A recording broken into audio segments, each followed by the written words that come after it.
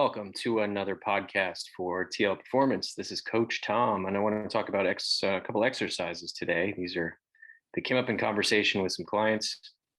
They're really popular, really trendy, and just want to share my thoughts. Some of you might agree, some of you might not agree. Either way, I think it's important that we share our thoughts and we make up our mind for ourselves. So in the era of functional training, which started in the early 2000s, because of some plagiarism on Ian King's works, and it's really obviously taken off. And before I joined KSI, I was a personal trainer and owned a gym and did a lot of these exercises, and some of them with abdominals in particular. There was this belief that you can't do abdominals on the ground, that you need to be standing, or they need to be these complicated motions.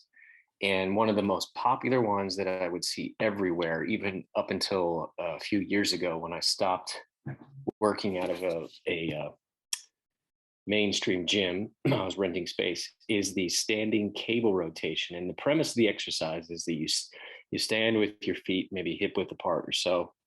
You hold on to this handle that's attached to the cable, and the cable is perpendicular to you, and then you rotate, similar to maybe like a baseball swing but flatter, or a golf swing even, but flatter. And then there's variations where people would do it in an upward motion or in a downward motion, and so forth. And this was considered a rotational exercise.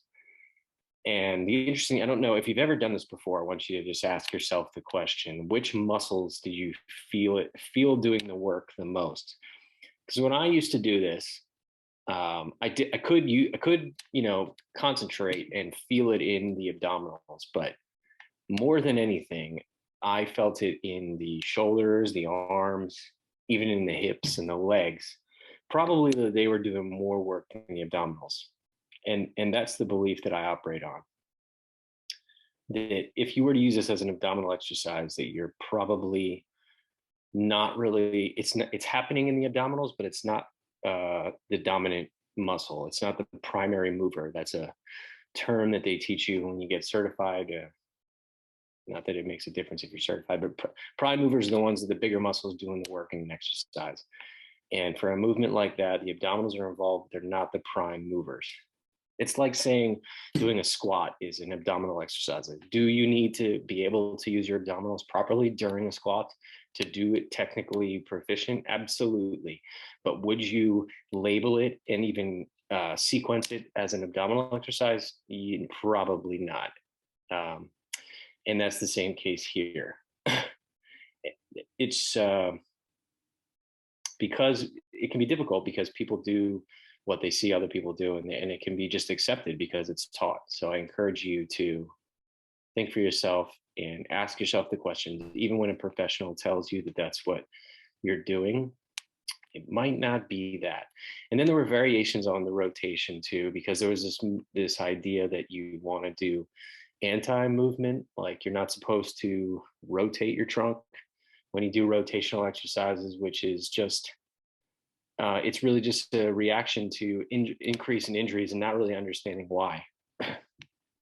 Because I have a funny story on this actually, and it's good that I'm doing these podcasts more often because I've shared it with clients many times. So before I was in KSI, I followed a lot of the trendy things in training, and I did them. I didn't really ask questions, and I didn't quite connect the dots. And I would do the cable rotation where you're turning your body, but you're keeping your hands in front. You're supposedly not allowing your torso to rotate, which is another reason like you're not feeling it in your rotating muscles as much. And then you have all these other similar exercises where you're supposed to resist movement instead of moving. And then what happens is your body responds to that, and you don't rotate anymore. And then I had a business partner at the time who was a trainer, but he would also do physical therapy type exercises, which is another dominant business model, which is in a whole other topic we can discuss. But so then you go to get therapy and you work on rotational exercises, trying to open yourself up again. And it's like, well, no shit, you can't rotate because that's what you're training. You're training yourself not to rotate.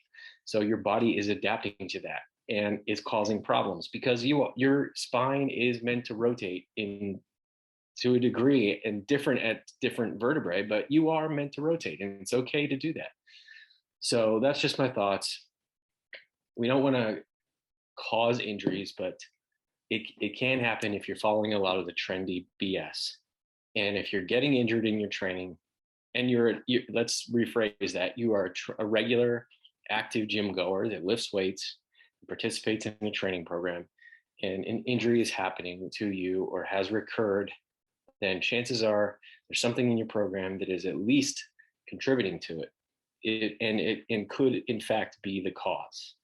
So that's just what I want to bring to your attention, and that's the rotational exercises. So if you have any other questions, because there are lots more exercises. In fact, I'll probably talk about some more because doing this podcast started to remind me of a few, like a plank. I have a lot of comments about that. But leave a comment below the video. If you have a question, you can follow me on Facebook at TL Performance LA. You can find me on Instagram at coach.tomleggett. And you can also email me, tom@tlperformancela.com with any questions as well. Thanks for tuning in. Until next time, we'll talk.